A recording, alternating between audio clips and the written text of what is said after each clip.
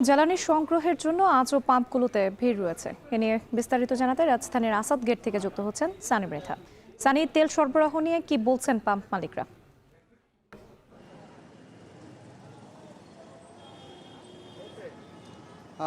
তেল সংগ্রহ নিয়ে যেমনটি বলছিলেন যে সেই পূর্বের কথাই অপরিবর্তিত যে কথা ছিল সেগুলোই বলছে, অর্থাৎ আগে যে তুলনায় ডিপো থেকে তেল সংগ্রহ করতো সেই জায়গা থেকে কিছুটা কম, তবে তেলের যে ঘাটতি সংকট এমন কোনো বার্তা তারা দেননি। তবে কিছু কিছু ক্ষেত্রে আমরা লক্ষ্য করতে পারছি যে যারা মোটর সাইকেল চালক রয়েছেন তাদেরকে 500 টাকার তেল দেওয়া হচ্ছে, জ্বালানি দেওয়া হচ্ছে। একই সাথে প্রাইভেট কার থেকে অন্য অন্য যে বাহনগুলো রয়েছে সেগুলোতে 2000 থেকে 3000 টাকার তেল দিচ্ছেন তারা।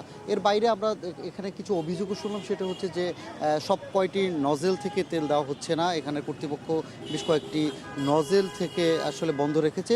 আর পাশাপাশি তেল কর্তৃপক্ষ আমাদেরকে অভিযোগ জানিয়েছে যে অনেকের পর্যাপ্ত তেল থাকার পরও তারা তেল সংগ্রহের জন্য আসছেন।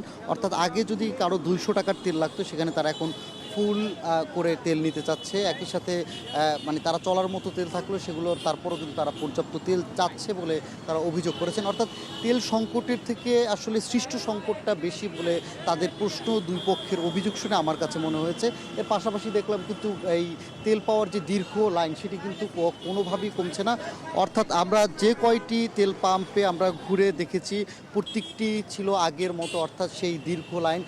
চালকদের সাথে কথা বললাম, তারা বললো কয়েক ঘন্টা, 2-3 ঘন্টা দাঁড়িয়ে লাইন নিচ্ছে। আবার তারও বেশি অনেক চালক অভিযোগ করেছেন দীর্ঘক্ষণ লাইনে দাঁড়িয়ে তারা তেল নিতে আসছেন। পাশাপাশি একই চিত্র প্রাইভেট কারের থেকেও বিভিন্ন যানবাহনের দিকেও। তবে এখানকার কিন্তু আজকে স্বাভাবিকভাবেই গত কয়েকদিনের তুলনায় আজকে সড়ক পথেও বেশ উপচে পড়া যানবাহনের ভিড়ও লক্ষ্য করা যাচ্ছে। অর্থাৎ স্বাভাবিক গত কয়েকদিনের তুলনায় যে ভিড় ছিল তার থেকে কিন্তু আজকে ভিড়ের চিত্রটা একটু বেশিই ছিল।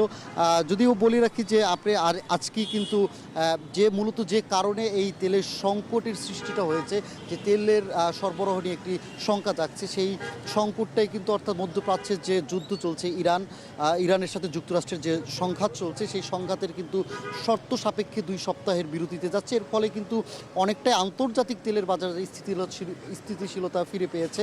অর্থাৎ তেলের দামও কমতে শুরু করেছে। যেহেতু বাংলাদেশের তেলের দাম, জ্বালানি তেলের দাম এখন পর্যন্ত বাড়েনি, এক্ষেত্রে কিন্তু এখানে তেলের দাম বাড়া বা কমা কোনো সিদ্ধান্তই সরকারের পক্ষ জানানো হয়নি। তবে এখন যে সংকটের থেকেও যেটি বড় সমস্যা হয়ে দাঁড়িয়েছে, যে অনেকে পর্যাপ্ত তেল সরবরাহ করার ক্ষেত্রে অনেকের পর্যাপ্ত পরিমাণ থাকার পরও তেল সংগ্রহ করতে আসছে। পাশাপাশি যদি বলি যেখানে নজেল সবগুলো নজেল সক্রিয় করা হচ্ছে না, তবে ডিপো থেকে আগে যে পরিমাণে তেল সংগ্রহ করতো সেই জায়গা থেকে কিছুটা কম পাচ্ছে বলে বেশ কিছু পেট্রোল পাম্পের কর্তৃপক্ষ আমাদেরকে অভিযোগ করেছে। তবে আরেকটি বিষয়, এখন পর্যন্ত আমরা যেহেতু আসাদ গেটের সোনার বাংলা ফিলিং স্টেশনে এখানে রয়েছি, সেখানের কর্তৃপক্ষদের সাথে আলাপ করেছি। এখন পর্যন্ত অকটেন, ডিজেল যে পরিমাণে সংগ্রহ আছে সে পরিমাণে দিয়ে আজকে রাত পর্যন্ত চলা যাবে বলে আমাদেরকে জানিয়েছে। তো রাত্রি এই ছিল আসাদ গেট থেকে সবশেষ খবর আমার কাছে। জ্বালানি সংকটের সবশেষ খবর জানাতে যুক্ত ছিলেন সানি মৃধা।